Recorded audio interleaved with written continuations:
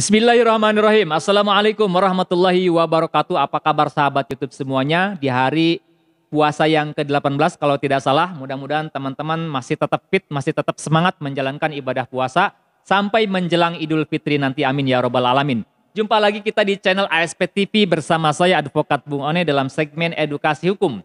Di mana pada kesempatan video kali ini topik pembicaraan atau pembahasan edukasi hukum yang akan saya sampaikan kepada teman-teman semua, yaitu tentang tindak pidana yang dilakukan oleh pelaku usaha terkait dengan produk makanan dalam kemasan. Di mana suatu produk, misalkan dia makanan dalam kemasan kah, atau produk-produk yang lainnya yang tidak mencantumkan batas kadaluarsa. Apakah dengan adanya produk yang tidak mencantumkan batas kadaluarsa tersebut, si konsumen bisa menuntut secara pidana ataupun juga secara perdata, bisa atau tidak? Simak jawabannya di video ini sampai dengan selesai. Sebelum dilanjutkan, jangan lupa bagi Anda yang baru menemukan channel ASP TV, subscribe terlebih dahulu ke channel ini, like videonya, kemudian juga berikan komentar-komentar yang positif, dan aktifkan tombol lonceng notifikasinya. ASP TV selalu di hati.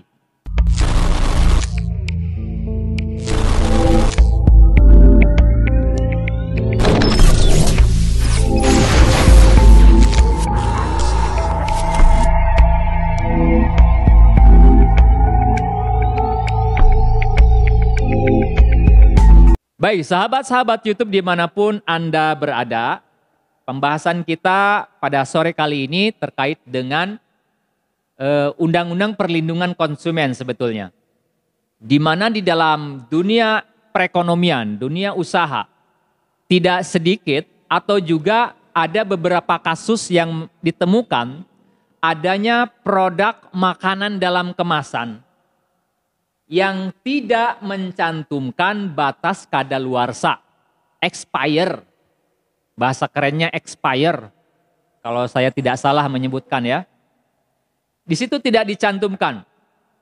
Nah, ketika konsumen membeli suatu produk makanan dalam kemasan, ketika dilihat ternyata tidak ada batas kadaluarsanya, apakah itu merugikan bagi konsumen? Kemudian apakah konsumen bisa melakukan tuntutan hukum, baik secara pidana maupun juga secara perdata? Baik, merujuk pada Undang-Undang Perlindungan Konsumen, sebetulnya pelaku usaha yang dia baik sebagai produsen, utamanya sebagai produsen ini. Misalkan memproduksi makanan dalam kemasan, baik itu roti misalnya, atau mie instan misalnya, atau makanan ringan dan makanan-makanan yang lain yang dibungkus dalam suatu kemasan, baik itu plastik, baik itu misalkan sejenis kertas dan lain sebagainya. Kemudian tidak dicantumkan di dalam kemasan tersebut batas expire-nya.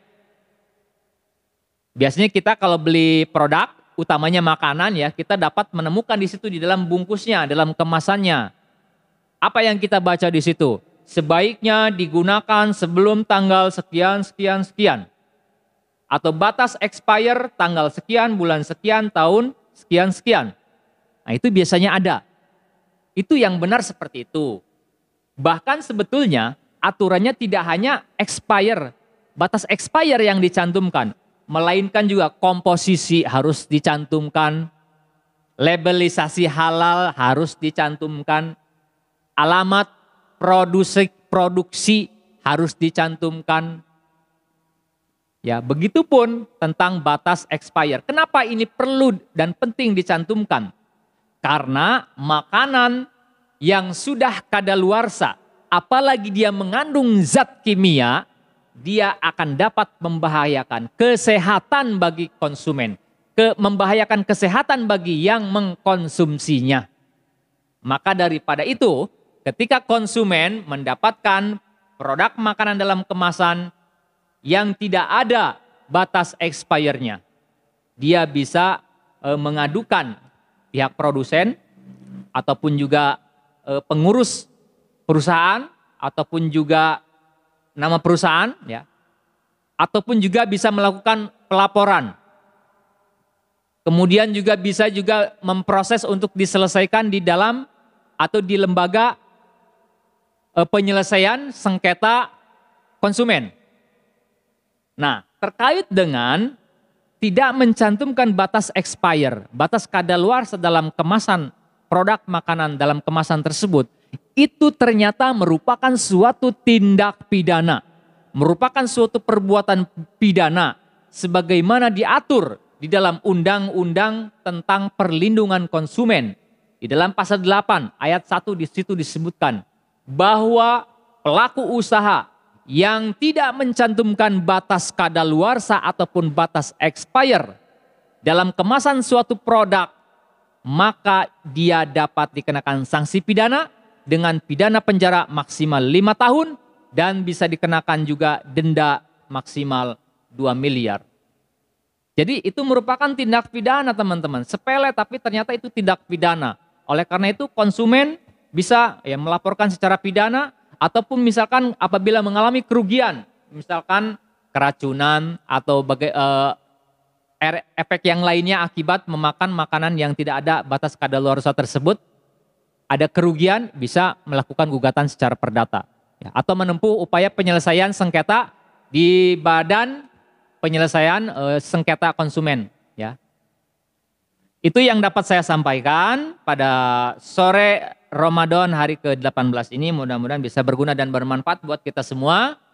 Saya Advokat Bung One undur diri. Sampai ketemu di video-video selanjutnya. Billahi taufiq wal hidayah. Wassalamualaikum warahmatullahi wabarakatuh.